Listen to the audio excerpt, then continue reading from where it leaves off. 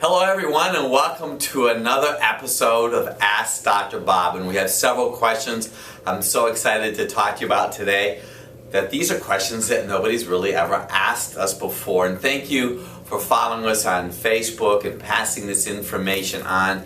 I pray this makes a huge difference in each and every one of your lives. Somebody asked a very interesting question about a genetic mutation called M as in Mary, T, H as in Harry, FR.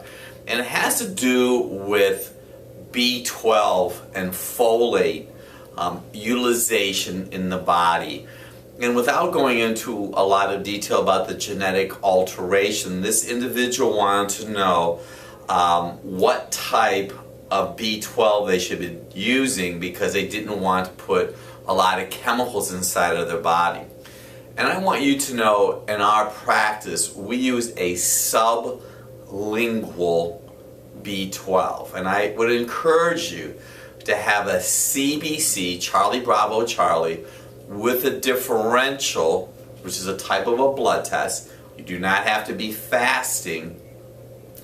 That will help give us an idea how your lack of B12 could be impacting the size of a blood cell.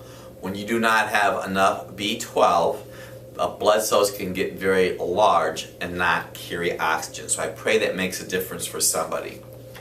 Insomnia, it's very interesting. We just did a workshop in our practice in reference to people having sleep issues. You know, I don't talk a lot about that in our different books, and they were talking about the different medications. I want you to know this. Two things I have found. Adrenal gland stress. I use that term a lot. Adrenal gland, adrenal fatigue. The adrenal glands are a pair of glands located on top of your kidneys. Oftentimes I have found when the adrenal glands are exhausted, there is more of a potential to have sleep issues. If you wake up in the middle of the night around 2 or 3 o'clock in the morning and you want something sweet, you could have blood sugar stress that's impacting your sleeping. If you have challenges falling asleep, we usually encourage calcium. Wake up at, let's say, 3 o'clock in the morning, could be blood sugar stress. If you go to bed at 10 o'clock and you wake up an hour later, it could be a body signal that you need B vitamins. So let me recap. When you first go to bed, you have a hard time falling asleep, could be adrenal gland stress. Have someone take your blood pressure sitting and then standing. If your blood pressure drops on standing, you need to support your adrenal glands. We talk about that in Dr. Bob's Drugless Guide to Balancing Female Hormones and Dr. Bob's Men's Health the Basics. If you go to bed at 10 o'clock and you wake up an hour later, could be a need for B vitamins. If you go to bed at 10 o'clock, you may need some calcium if you have challenges falling asleep. If you wake up at 3 o'clock in the morning, it could be blood sugar stress. Dr. Bob, do root canals cause problems, or do they contain mercury? I can tell you this about root canals. There's a great book called It's All in Your Head by Dr. Huggins.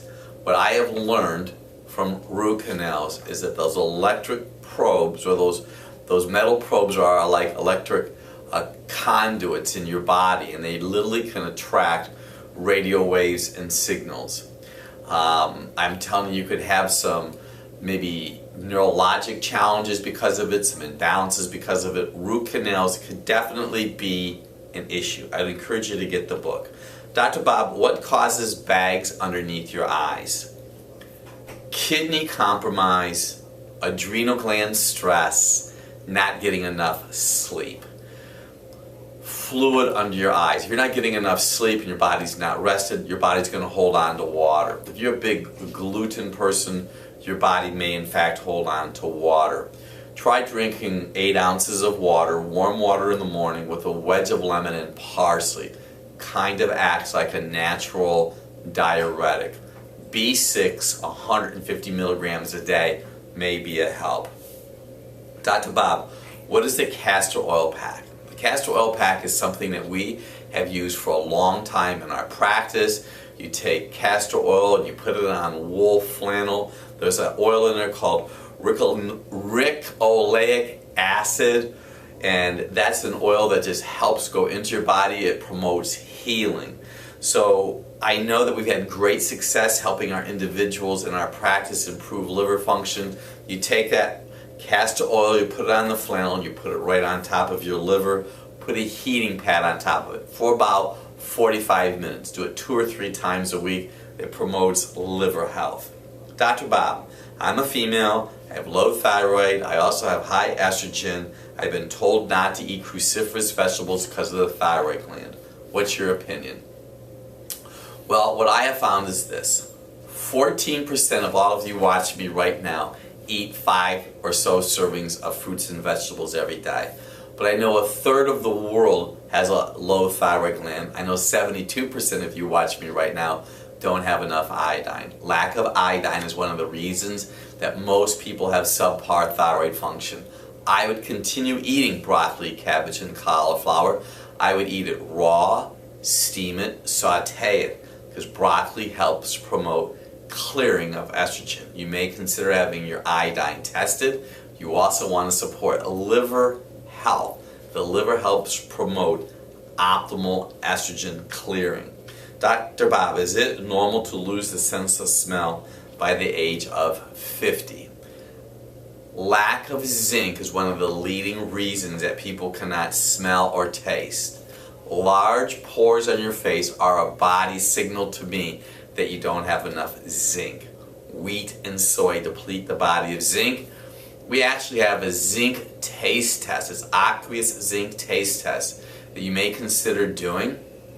You take just a few milliliters, you put it in your mouth and you swish it around, hold it for 10 seconds. If you don't taste the liquid, chances are you could have a potential zinc deficiency. Here's a very interesting question. Dr. Bob, I've been on Armour Thyroid for 32 years. I'm now 54 years old. I've lost half the hair in my head. I've never been able to get a doctor to listen to me because they say my blood work always comes in range. I think I have a low thyroid. It's a very common problem. I want you to look at your thyroid numbers. Look at the range. And if you're on the lower end of your T3 or T4, yes, in fact, you probably have subpar thyroid function. It is very common. I did a TV program with someone, you could Google it. Dr. Bob, infertility. She could not get pregnant. They told her thyroid was normal, but her T4, listen to this, was not converting to T3.